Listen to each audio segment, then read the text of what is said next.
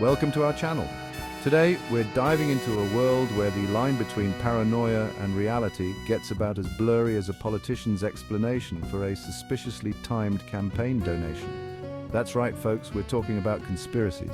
The kind that keep you up at night, frantically refreshing your browser history while muttering, "I knew it," under your breath. Buckle up, because the truth, as they say, is often far stranger than fiction.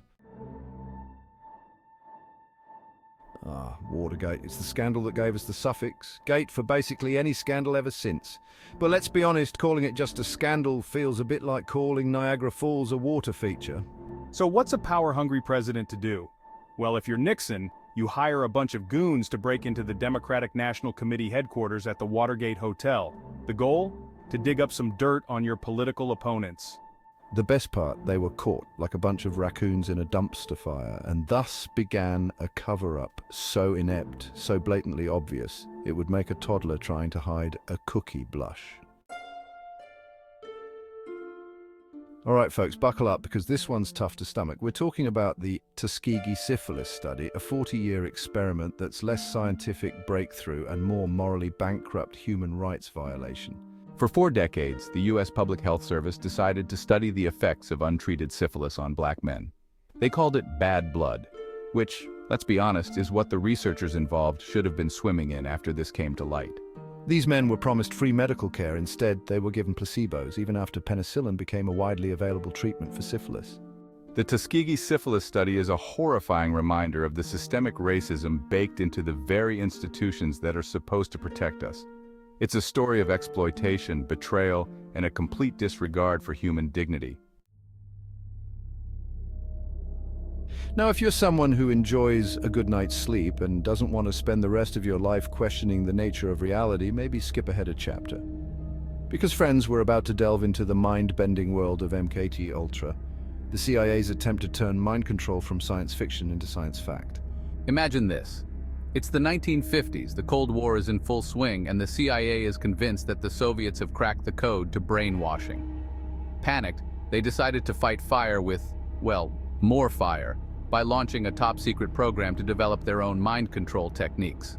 Enter MKUltra, a program so shrouded in secrecy, so morally questionable, it makes a used car salesman look like a beacon of honesty and transparency.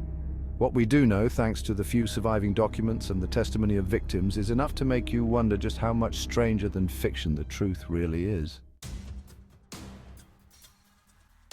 Let's set the stage. It's the 1980s. Ronald Reagan, the Teflon president, is in office. Hairspray sales are through the roof. Leg warmers are considered high fashion, and the US government is secretly selling arms to Iran. Now you might be thinking, that doesn't sound so bad. A little international arms dealing never hurt anyone. Well, here's the catch. Iran was under an arms embargo. And to make matters worse, the Reagan administration was using the money from those weapons sales to fund the Contras, a right-wing rebel group in Nicaragua, despite Congress explicitly forbidding it. This, my friends, is the Iran-Contra affair. A tale of international intrigue, political maneuvering, and enough double-crossing to make your head spin faster than a breakdancer on a sugar rush. The scandal eventually came to light, thanks to some pesky journalists who refused to let the story die. Shout out to the Fourth Estate. The fallout?